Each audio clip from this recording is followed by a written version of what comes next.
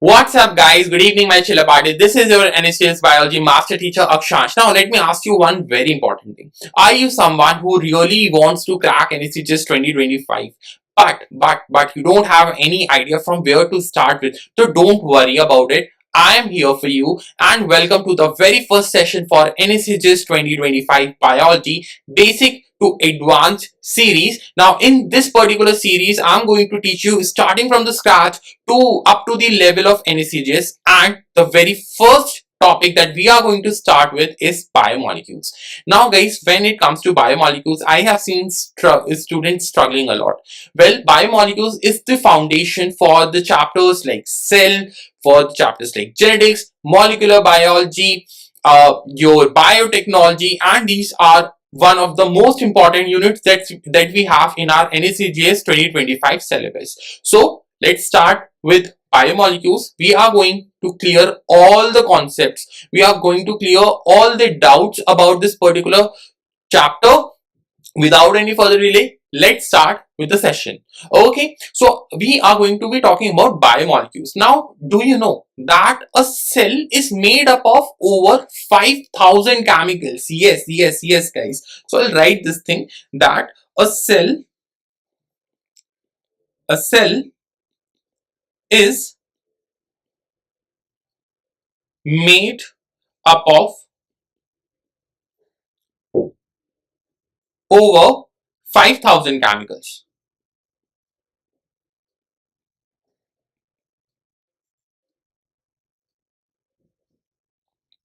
Yes, so a cell is made up of over 5,000 chemicals. So, of course, if you want to understand about the cell, if we want to know how everything is functioning, so we must be aware of these chemicals, right? It becomes our responsibility to know much of the details about these chemicals, these compounds, if we really want to explore the cell, because cell is considered as a structural and functional unit of life. If we want to understand life, we'll have to understand cell, and if we want to understand cell, we'll have to look at what it is made up of. So that's why I'll bring you to the introduction about a subject that we have, that is the biochemistry. So what is biochemistry? Biochemistry is the science dealing with chemicals and physiochemical reactions found in living organisms and their life processes So basically biochemistry is the branch of biology, it is the branch of science that revolves around the biomolecules.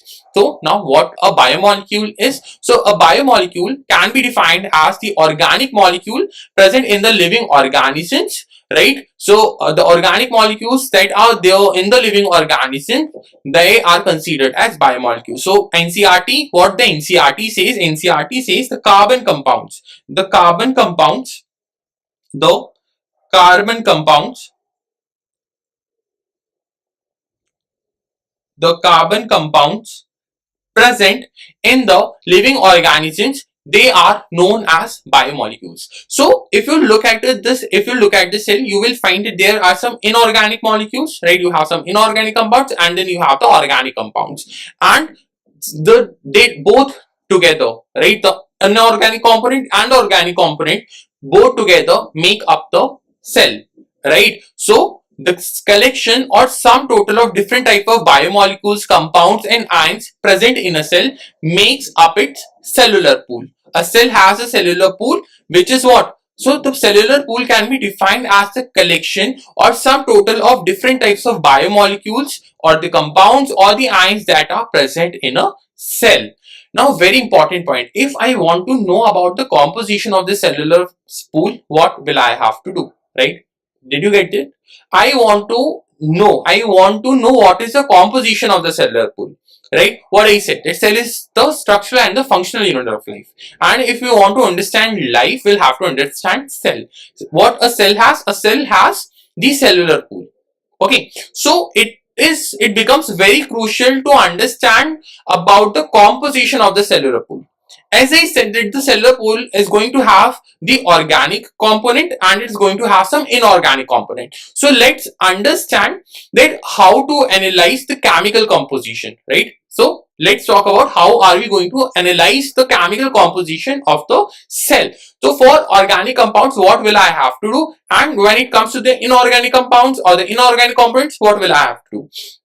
Okay, so let's talk about for organic compounds. So for organic compounds, let's take first we are going to follow a protocol, a generalized, a standardized protocol that we have. Okay, so first of all, you will have to take a organic sample, right? You will have to take a sample. So when I say a sample, what can be taken as a sample? So you can take, let's say, pieces of a chicken liver, right? You can take, like you can get a sample like a chicken liver, pieces of liver. So I'll write liver pieces.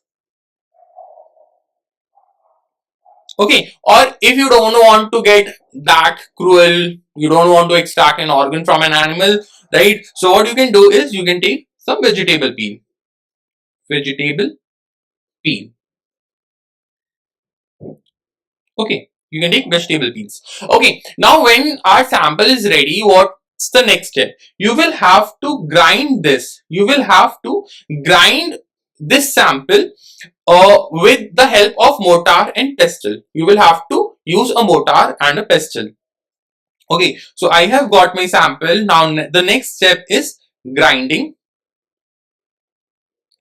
Grinding with the grinding with the help of, now what will I have to use? So I'll have to use mortar and pestle, right? So I'll have to use mortar and pestle. Now you will also have to put some liquid to it, right? Now if you want to prepare, let's say, a sauce or a paste, you'll have to add water, right? If I want to prepare a ginger garlic paste, what will I take? I will take some ginger, I'll take some garlic cloves, right? And then I'll put some water and then I'll grind it. So you will, here you are going to use trichloroacetic acid. Now this is a very important compound. The name is trichloroacetic acid. So you will add over here. Where should I write it? Yes, here I can. Trichloro. Okay, let me just write it in capital. Trichloroacetic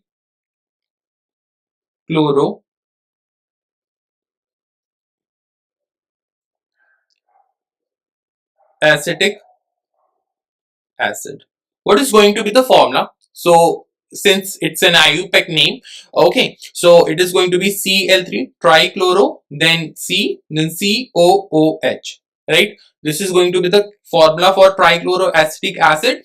So when you will grind it, right, so you will end up getting a slurry. What you will get? You will get a slurry or a paste. In layman's language, we can call it as a paste. We will get a paste. Now since we have got the paste, what will I have to do? So I will have to take a muslin cloth or a cheese cloth, muslin cloth. I hope everyone knows.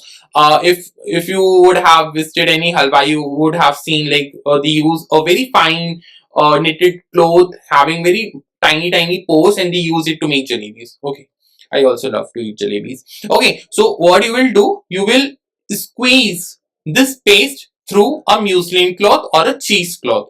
So what you will get? You will get two components. You will get two components. You will get two components. Okay. So after filtration, you will end up getting two components. First is going to be the filtrate.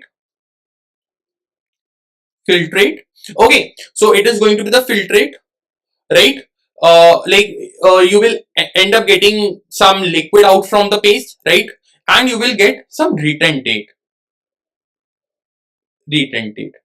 So this filtrate basically will represent the components of the cell that were soluble in the acid, right? So if I have to give it some technical name, some scientific name, I can call it as acid soluble pool. I can call it as acid soluble pool. So my filtrate, right, it will represent the acid soluble pool, whereas the retentate, it will represent acid insoluble pool or solid acid insoluble fraction. Acid insoluble. Okay, I'll have to shift this.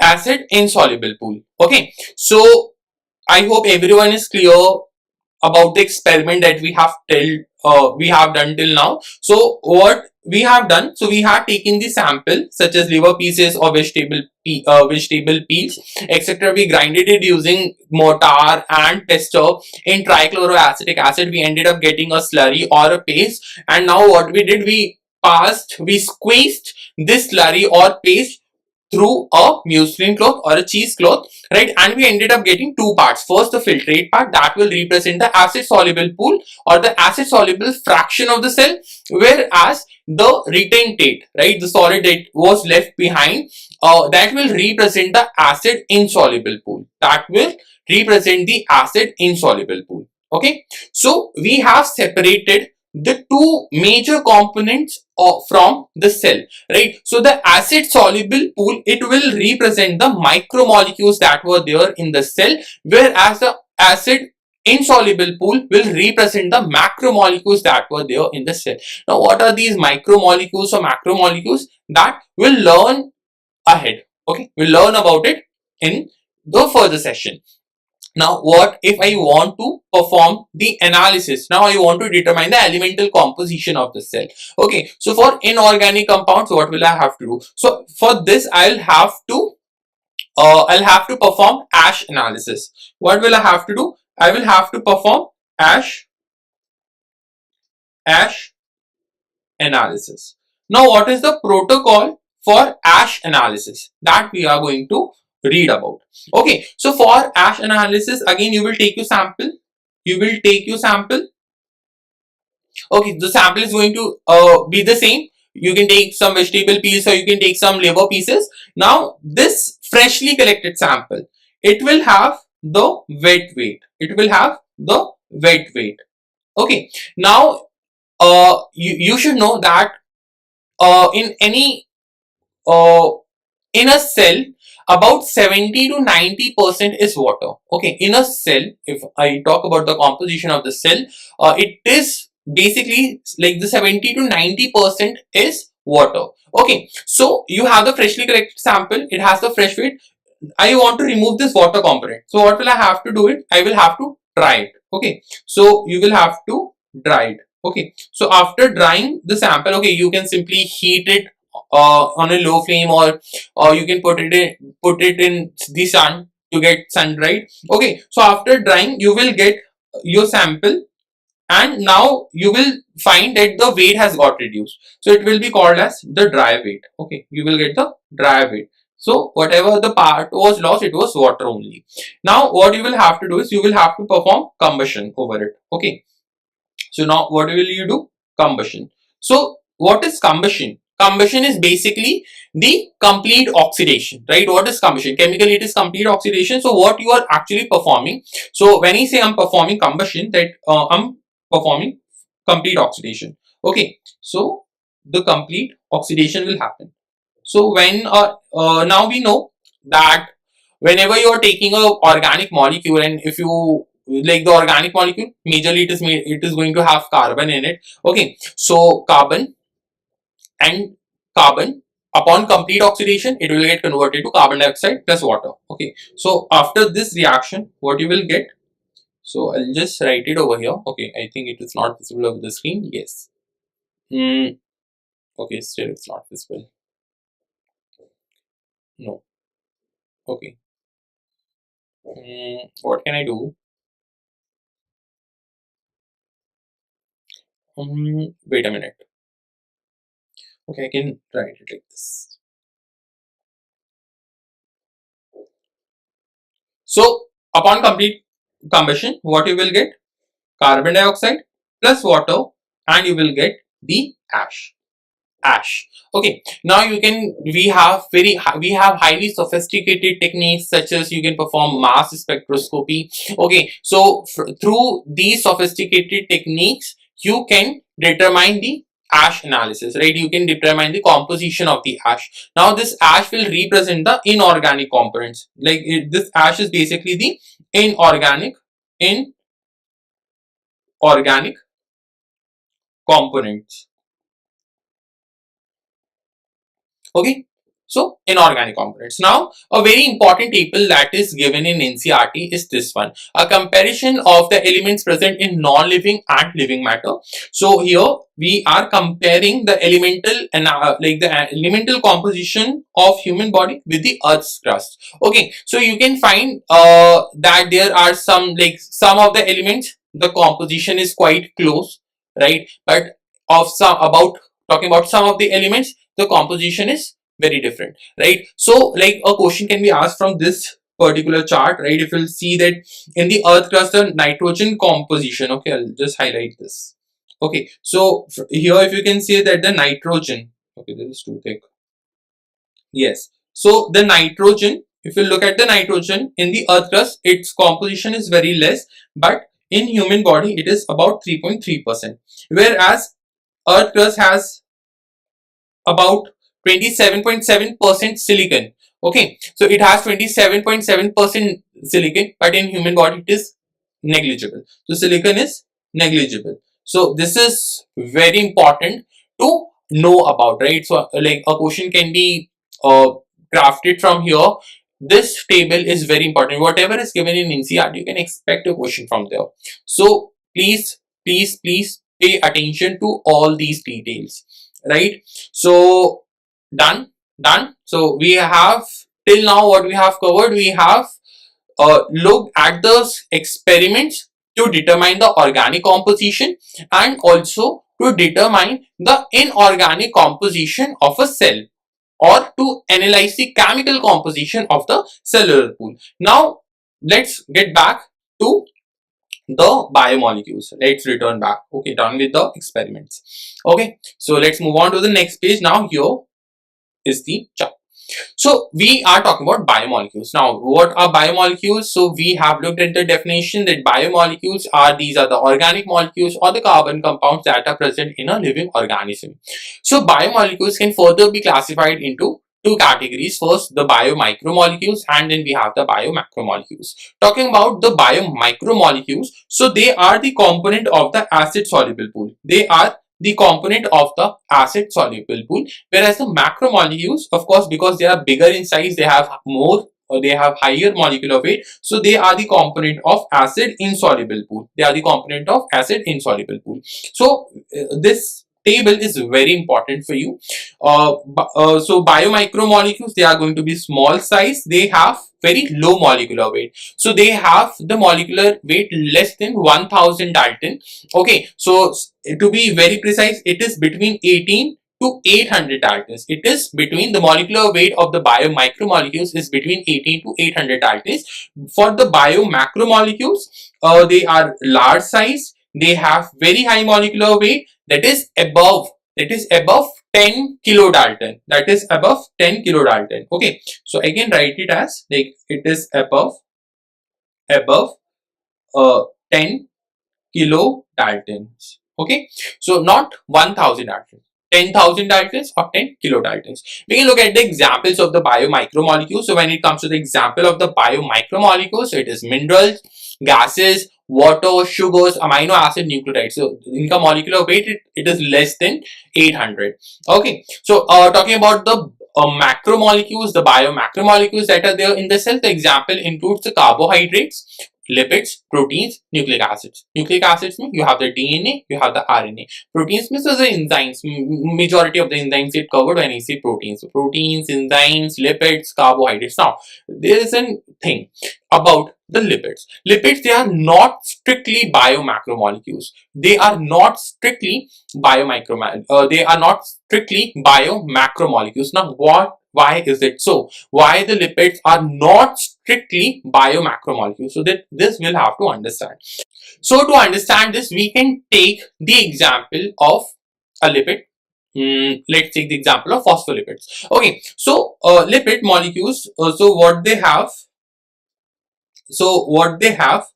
lipid molecules, they have a hydrophilic head and they have two hydrophobic tails. Okay, so again a phospholipid will have a hydrophilic head and it will have two hydrophobic tails. So phospholipids, they are a very major component. Okay, so the lipids, the lipids that are there in the cell, the lipids that are there in the cell, they are the component of cell membranes. Let's say they are the component of cell membranes and other membranes that are there in the cell, right? So the majorly lipids are the component of the membranes and other membranes. So let's say when we were grinding the sample, right? So we were actually trying to disrupt the cell, right? While grinding, you are trying to disrupt the cell. So upon disruption, since uh,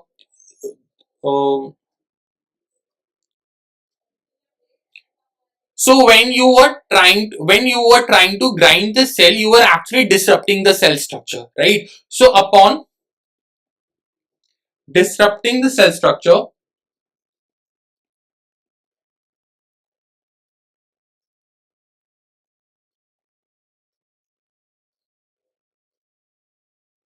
these lipids, so upon disrupting the cell structure, these lipids, they tend to make the vesicles. These lipids form vesicles. Form vesicles.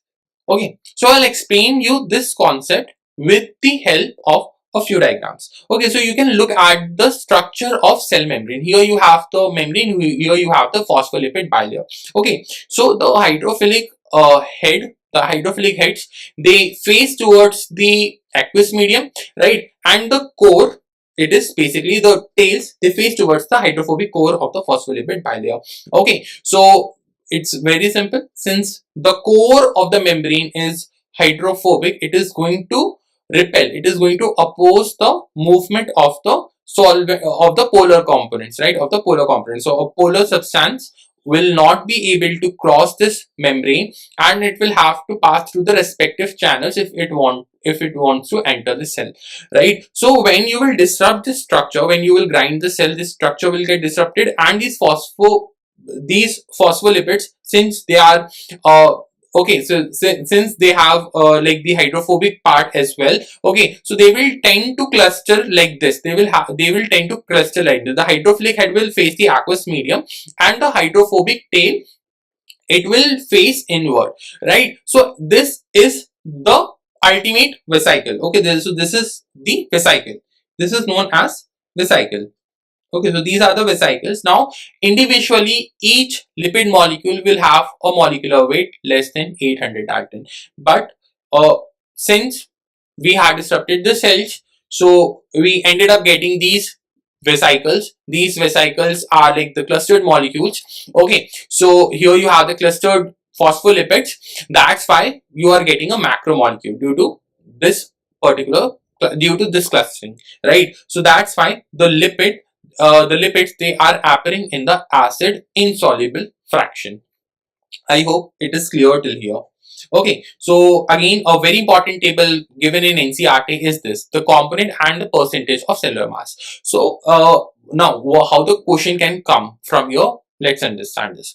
I can give you an experiment. I said, okay, I took some vegetable peas or I took some chicken liver pieces. I grinded it, let's say, in some acid, okay, and I what I did, I filtered the slurry, I filtered the piece, and I ended up getting two major or two fractions. First is the insoluble fraction and second is the soluble fraction.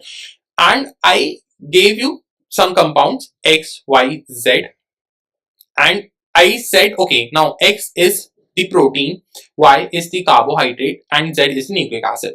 Arrange it in the increasing or decreasing order of the expected percentage of their respective percentages in the cell. Okay, so let's say if X was protein, so it is going to have a percentage around 10 to 15, right? If it is a carbohydrate, it is going to have a percentage around 3 and nucleic acid 5 to 7%. So this table is very crucial. Like one question can be framed from this part. So please remember, a cell has highest percentage of water, 70 to 90% of the cell is water. Then we have the proteins, 10 to 15%, carbs 3%, lipids approx 2%, nucleic acids 5 to 7%, and then we have the ions, that is almost around roughly 1%. Okay, so I hope this part is clear as well. Now we can move to the next topic, that is of the metabolites. So in NCERT, everything is given in a very scattered manner, right? So I am trying to teach everything in a sequence. I'll also suggest you to read it in the sequence only. So then we have the metabolites. Metabolites, let's talk about the metabolites. So what are metabolites? So they are the intermediates and the end products of biological metabolism. So what are metabolites? So they are the intermediates, whatever this substance, like these are very simple molecules. These are simple molecules that get involved in the metabolic pathways that we have in the living system. Okay, so the intermediates and the end product of biological metabolism are the metabolites. Okay, so the metabolites, they are of two types. We have the primary metabolites and then we have the secondary metabolites. So what are the primary metabolites? So primary metabolites, they are required for the basic metabolic processes, right? Let's say photosynthesis, respiration. Okay, so whatever pathways we have, if a metabolite, if a substance is getting involved in the major metabolic pathways, right, that directly influence the functioning of the cell, it will be considered as a primary metabolite, right? Let's say chlorophyll. So chlorophyll, it gets involved in photosynthesis. The amino acids, they get involved in the synthesis of proteins, right? So amino acid, chlorophyll, these are primary metabolites. Talking about the secondary metabolites, so the secondary metabolites, so they don't have any direct function in growth and development. Many secondary metabolites, the function is even unknown. So they are the derivatives. The secondary metabolites, they are the derivative of the primary metabolites, and they don't have any direct function in growth and development. They are secondary, they are accessory. Okay, so here I have a table. This is again from NCERT, and here some very important examples have been mentioned. So some secondary metabolites, let's say pigments में, so carotenoids and anthocyanin, alkaloids में morphine, kidney, terpenoids में monoterpenes, diterpenes, essential oils में, so lemongrass oil, etc. Toxins, aberrin, ricin, so these are toxins, lectins, concavalin A, drugs, vinblastine, curcumin, etc. Polymeric substances, rubbers, gum, cellulose. So right now I'll just suggest you to remember these examples. These examples are important. You don't have to get into detail of each and every single metabolite. Okay, so they like a lot of research work is going around the secondary metabolites, and these are some important examples that have been stated in NCERT, and I'll suggest you please remember this table by heart, because a question can be framed from this particular part as well.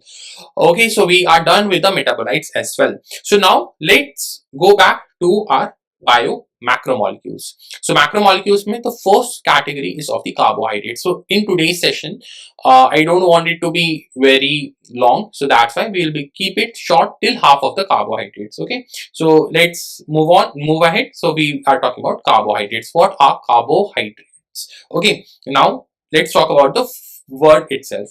So this term carbohydrates, it has been derived from a French word. What's the French word? Hydrate the carbon. Okay, I'm not aware of the actual French accent, how I should pronounce it, but it is derived from a French word, right? So it is derived from a French word, that is hydrate the carbon. Hydrate the carbon. Okay, you can put it on Google, you can look at the pronunciation. Okay, that means basically the hydrates of carbon. Okay, that means hydrates of carbon. So what does it mean? It means hydrates of carbon.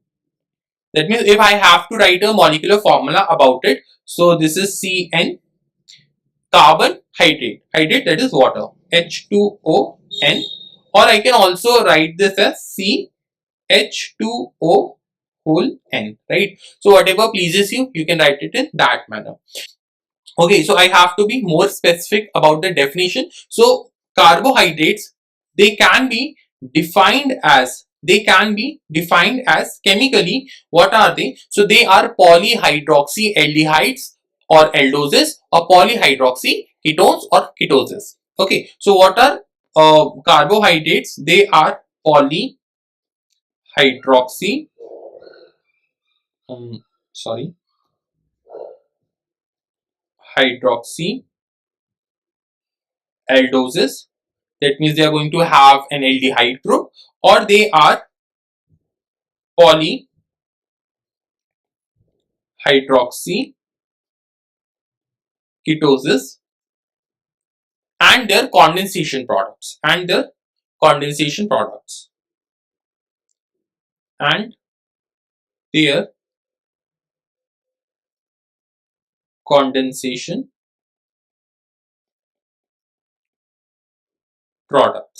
right? So what are carbohydrates? So carbohydrates are polyhydroxyaldoses or polyhydroxyketosis and their condensation products. The word carbohydrate has been derived from a French word, hydrate de carbone, that means hydrates of carbon. So they can have this formula CnH2O whole N, right? I hope this is clear to till here.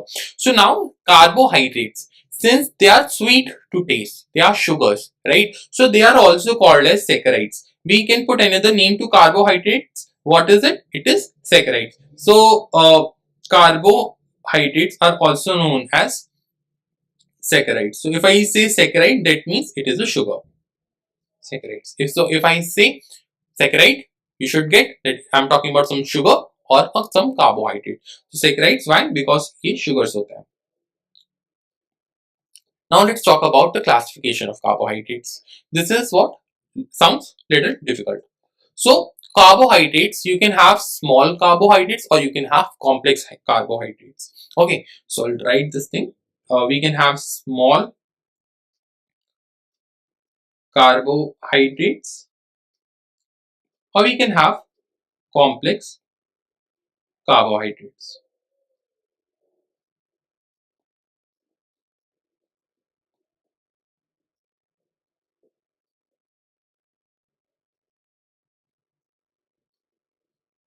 Right, small carbohydrates or simple carbohydrates or complex carbohydrates. So these small carbohydrates, they are going to have low molecular weight. Complex carbohydrates, they are going to have much higher molecular weight.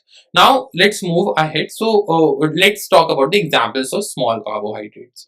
Okay, so the small carbohydrates mean, for you have two examples. First, the first category is of the monosaccharides. Monosaccharides.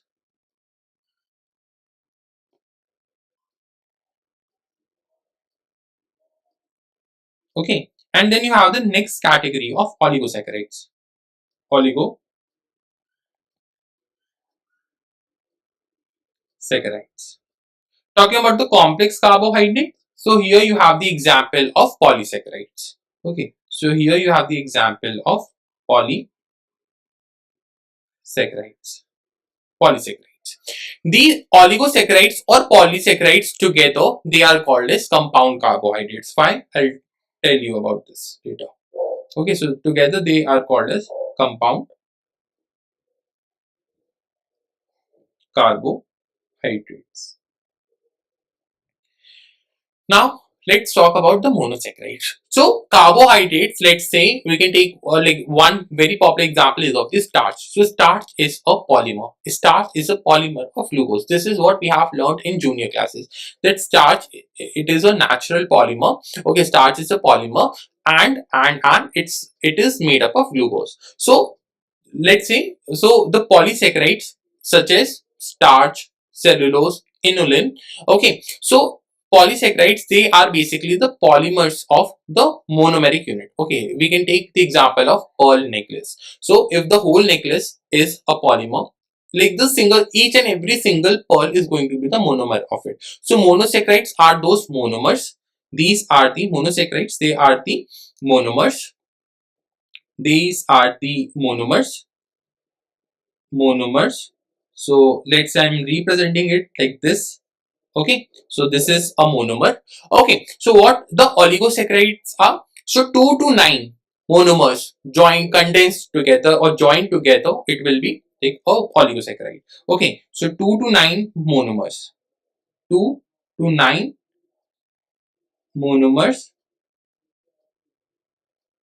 they have been condensed. Okay, and polysaccharides, so more than 10 monomers, it is going to be made up of more than 10 monomers. Okay, so if I have to represent the oligosaccharide, I can represent it like the monomers, they have been joined together. So let's say 2, so it will be called as a disaccharide, 3 trisaccharide, tetrasaccharide, pentasaccharide, and so on. Okay, so here I have represented like this. Okay. Okay, so it is going to be a chain 2 to 9 monomers long, and then we have the polysaccharides more than 10, made up of more than 10 monomers. Correct? So let's move ahead. Okay, so let's start with the very first category, that is of the monosaccharides. Monosaccharides say we'll start with.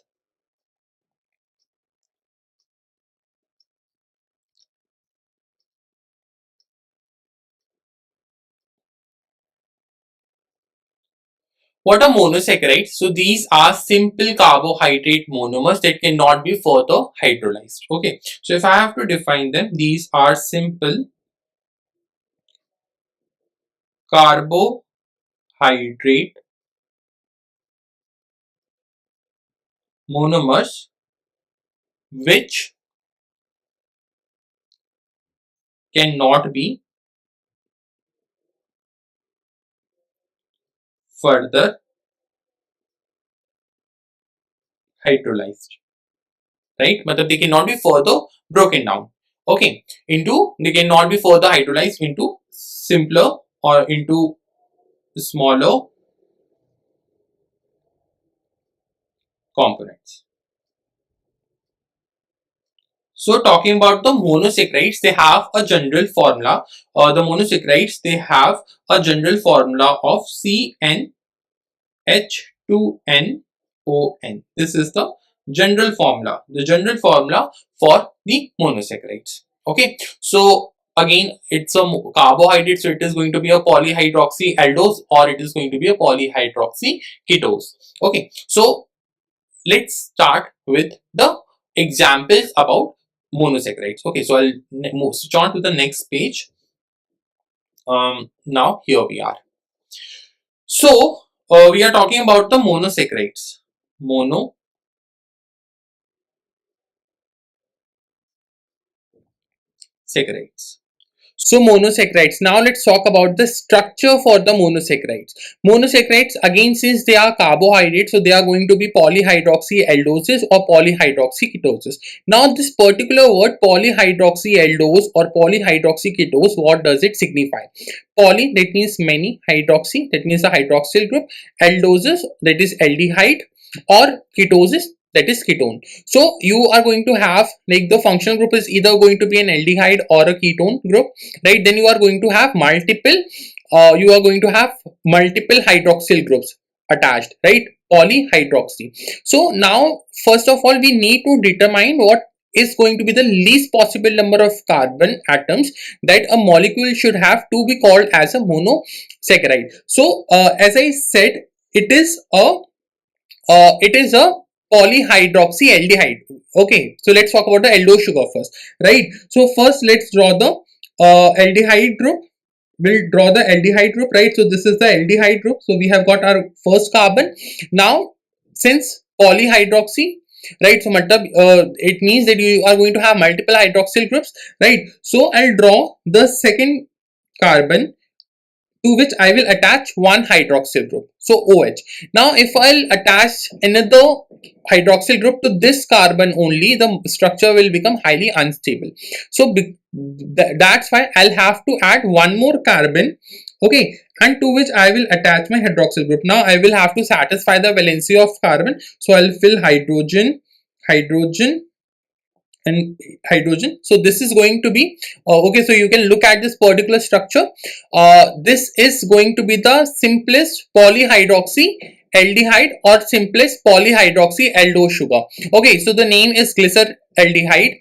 Okay, now the same logic can be applied for polyhydroxy ketosis. So the simplest structure, it will be CH2OH, C double bond O, CH2OH, right? So this is an aldose sugar, simplest aldose sugar, and this is going to be the simplest ketose sugar, right?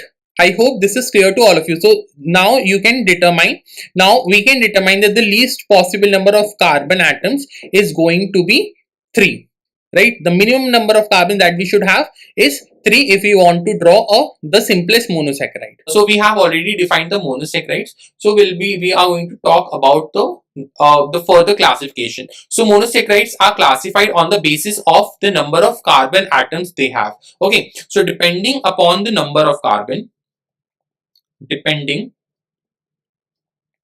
upon the number of carbon, right? So the starting number is going to be 3, right? At least 3. Okay, so you can have the first is going to be carbon, the count of the carbon, n is going to be 3, and so 3 carbon to 7 carbon, like till 7, the sugars, the monosaccharides have been identified in nature. Okay, so till 7. So 1, 2, 3, n is equal to 4, n is equal to 5, n equal to 6, n equal to 7. Okay. So when it's n equal to 3, the name is given triose. Triose, trioses, that is in plural, tetroses, pentoses, hexoses, and then you have heptoses, right? Done. Now I'll give you the example. So this is the name of the category. It is going to have some examples in it. Okay, so we can put some examples. I'll just give you one like the most important examples that we have in our syllabus, not more than that.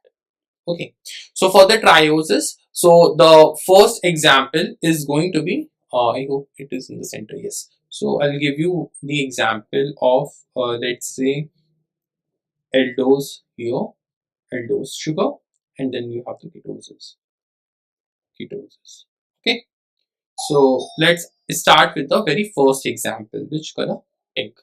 Okay, so for the triose, you have the glyceraldehyde for and dihydroxyacetone for ketosis. Okay, so glyceraldehyde,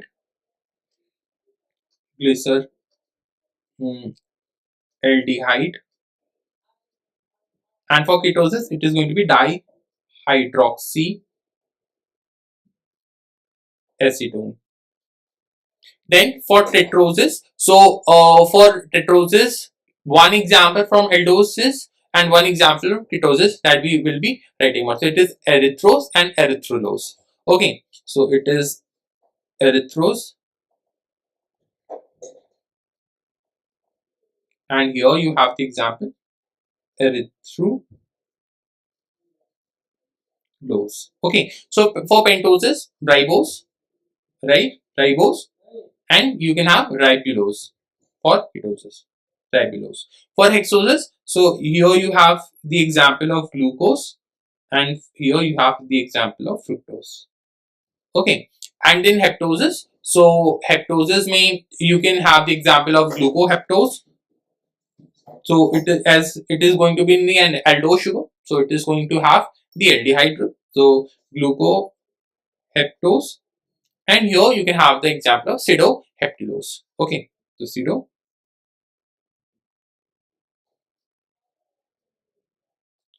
pseudoheptulose, right?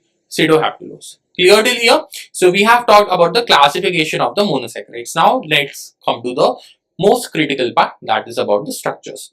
So first of all, I would like to highlight some very important points about this. You don't have to remember the structure of all these sugars that I have mentioned over the screen. So I'll highlight the most important one, the structures that you are supposed to remember. Okay, so the first one is going to be the ribose. The ribose structure, glucose, fructose.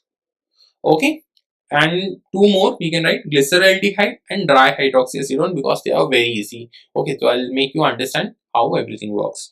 Okay, so let's start with the structures then. So I'll give you a brief introduction about the structures now. Okay, so structures.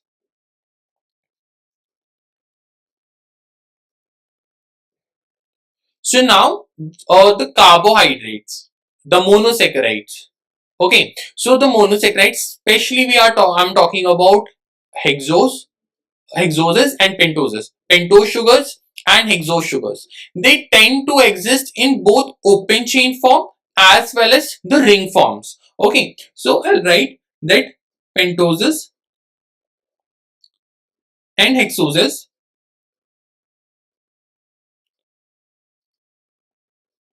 exist in both open chain structure as well as ring forms. Okay, so in both open chain structures and ring forms. Okay, now, so ring forms mean, beta, when it comes to the ring forms, so I can further tell you about this ring forms. Okay, so talking about the ring forms, so you can either have you can have a hexagon ring or you can have a pentagon ring. Okay, so the hexagon form, the hexagon structure is known as pyranose, pyranose and fumarose. Fumarose. Okay, so pyranose and furanose. Okay, sorry, I've written the wrong spelling. Furanose. Furanose. Okay, so pyranose structure, that if I have to draw a structure about this, it will have something like this. We will have an oxygen over here, like this. This is the pyranose structure, and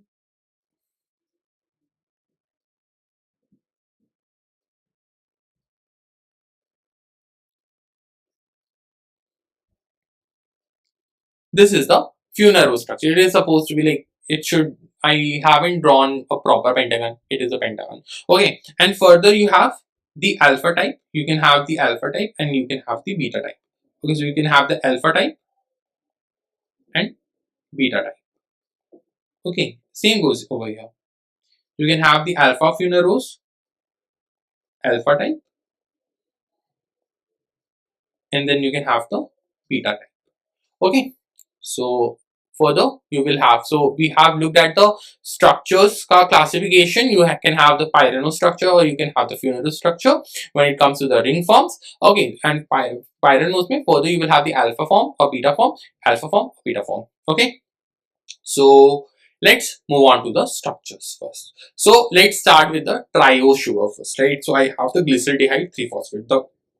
We are going to be starting with the first one, that is, yes, from here. The first structure is of glyceraldehyde. Glyceraldehyde. So if you remember, glyceraldehyde 3-phosphate, dihydroxyacetone, DIHAP, right? So dihydroxyacetone phosphate. Okay, so these are like the intermediates formed during glycolysis. Okay, so from there you can connect to this glyceraldehyde. Okay, now let's draw the structure for glyceraldehyde. So now we are already aware that glyceraldehyde is an aldose sugar having 3 carbon atoms. So N is going to be equal to 3. Glyceraldehyde, 3 carbon atoms. So first of all, I'll draw the carbon chain 1, 2, 3. Since it's an aldose sugar, so it will have the aldehyde group. So I'll put the aldehyde group to the carbon number 1. Now polyhydroxy. So polyhydroxy aldose. So multiple hydroxyl groups, right? Now I'll put the hydrogen atoms to satisfy the valency of carbon. Okay, so hydrogen over here, one here, one here. So if you'll see, the valency of the carbon is justified, and this is the structure for glyceraldehyde. Now one very important point that you should note down is we need to designate this molecule as the D form or L form according to Fisher. So please remember guys, whenever we have to designate the given structure as D form or L form for a sugar, for a monosaccharide, we need to look at the last second carbon of the chain, or I should say the last second chiral carbon of the chain. Okay, so here it is this one. So if the OH group is on the right side, if the orientation of the OH group is on the right side, it will be the D form, and its mirror image is going to be the L form. So the structure that is over the screen is D-glyceraldehyde. D-glyceraldehyde. Now this D doesn't has any full form. Most of the students get confused with this D being dextrorotatory. Now this is a very important point. The optical rotation of the plane polarized light. So that particular phenomena has to be determined in the lab experimentally. By looking at the structure, you cannot tell whether the molecule is going to be dextrorotatory or levorotatory. That will be determined in the lab. So this D form or L form, it was used by the scientists to elaborate the orientation of the molecule, right, of the OH function, like of the OH group. If it is on the right side, it will be the D form. If it's on the left hand side, it will be the L form. For example, I'll draw the L form as well. So if I have to draw the L-glyceraldehyde, so what will I have to do? I will just have to rotate this bond. So it will look like this. Now the structure that is over the screen for you is the L-glyceraldehyde. This is L-glyceraldehyde. Correct? But this letter L doesn't signify that this molecule is levorotatory. Again, the optical rotation, that thing has to be determined in the labs. Okay. So this is all the D form or L form. It's all about the orientation of the atoms or the groups around the last second chiral carbon. It doesn't justify that the molecule will be dextrorotatory or levorotatory. If I have to put it in that manner, so how can I represent this? Let's say it has been determined that the D-glyceraldehyde, it is optically dextrorotatory. So I can write this thing as D bracket plus glyceraldehyde, right? Or L minus glyceraldehyde, because the structure that is over the screen, it is levorotatory. But for example, when I'll tell you about the structure of fructose, so D-fructose is actually levorotatory. So it will be written like D in bracket minus fructose. Okay, so basically how to designate this letter D or L, how to know whether the structure is D form or L form, I just simply need to look at the last second chiral carbon. If OH is on the right hand side, it will be the D form. If it's on the left hand side, it will be the L form. Now we can draw about the simplest keto sugar, that is dihydroxyacetone. Dihydroxyacetone. Okay, so it is going to be very simple. It is CH2OH, C double bond O, CH2OH. So here you have the OH. Now, if you have some basic idea about chemistry, there is no chiral carbon. When there is no chiral carbon, the compound itself is optically inactive. So dihydroxyacetone is optically inactive. Why? Because here in this particular structure you don't have any chiral carbon. Okay. So done till here. So I'll not write any D form or L form. It is simply dihydroxyacetone. Third structure, that is of ribose. Now ribose, and I'll also give you the one example of a derived monosaccharide from ribose, that is deoxyribose. Okay, so ribose ka, let's draw the ribose. It's an aldehyde, it's an aldose sugar, so it will have an aldehyde group. So this ribose is a pentose sugar. So first we'll have to make 5 carbons, 1 2 3 4 5. The last one is going to be CH2OH, right? Now here I am making the D form, so I have put this OH group in right. Okay, then I'll have to fill all of this. So this is the open chain structure of ribose. What you can see is the open chain structure of ribose. Now, what's the next step? Ribose, it also occurs in the ring form.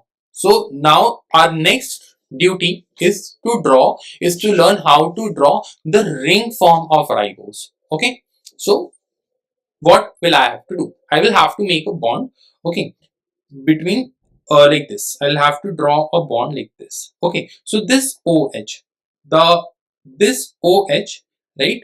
So this OH will get removed from here. Okay, and we'll have to establish a bond with this carbonyl carbon. Okay, so with the carbonyl carbon. So here, since I have double bond, the carbon has double bond with oxygen, so I'll put it the hydrogen that was lost, right?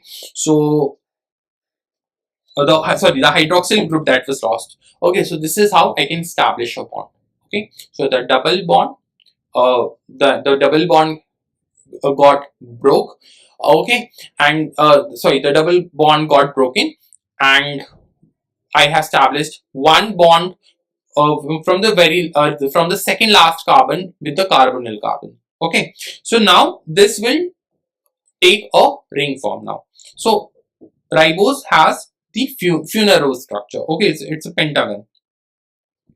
So here, this is how it will look like.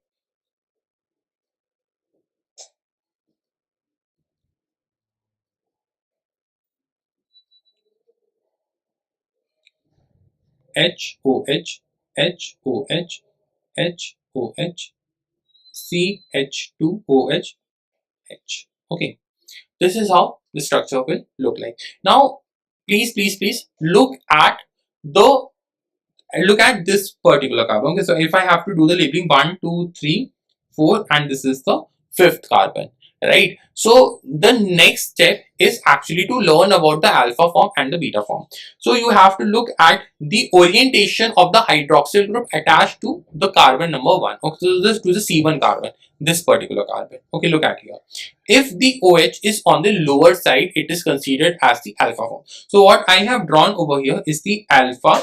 Okay, since the open chain structure that we had drawn, it was the D form, right? So it is alpha D ribose. It is alpha D ribose. Okay, so the structure that you can see in front of you over the screen, it is of the alpha D ribose. But now if I have to make beta ribose, if I have to make the beta structure, I will have to rotate this bond. Okay, so ये bond जो है घूम जाएगा, and what you will get is O over here. Then we'll have to make a complete pentagon. Okay, so if OH is on the upper side, rest the structure will remain the same.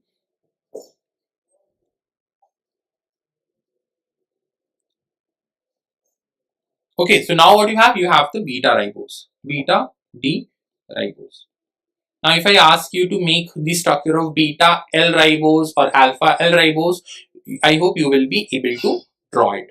Okay, so now we are done with the structure of ribose. Now we'll take one more example from the structures, that is of the deoxyribose. Okay, so deoxyribose is found in DNA. It is more stable compared to ribose sugar.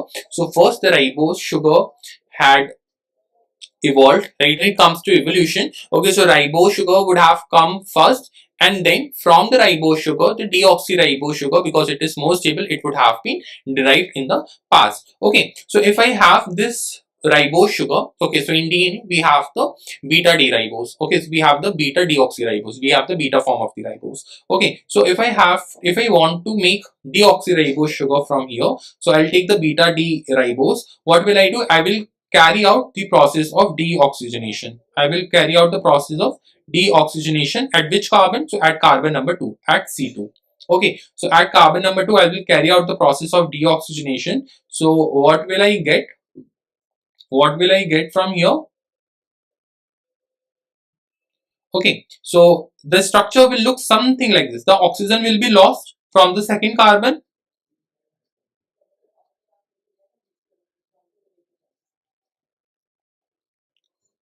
Okay, so the structure will start looking something like this. HH.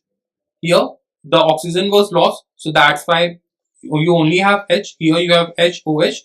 Here you have H, and then here you have CH2OH. Right. So this is going to be the structure of deoxyribose. Deoxyribose sugar. Okay. So I hope everything is clear till here about the ribose. You can look at the structures. Now that's it for today's session, because the session has got extended very long. Okay, so with the next class we'll start with the structure of glucose, with the structure of fructose and galactose. These are the three primary one. And in the next class, after completing carbohydrates, we'll also learn about the proteins. So next class is going to be about the carbohydrates and proteins. That's all from my side for today's session. I hope you had enjoyed. You would have made notes from whatever I have written over the screen. That's all from my side. Thank you very much, guys. Take care. We'll see you in the next class.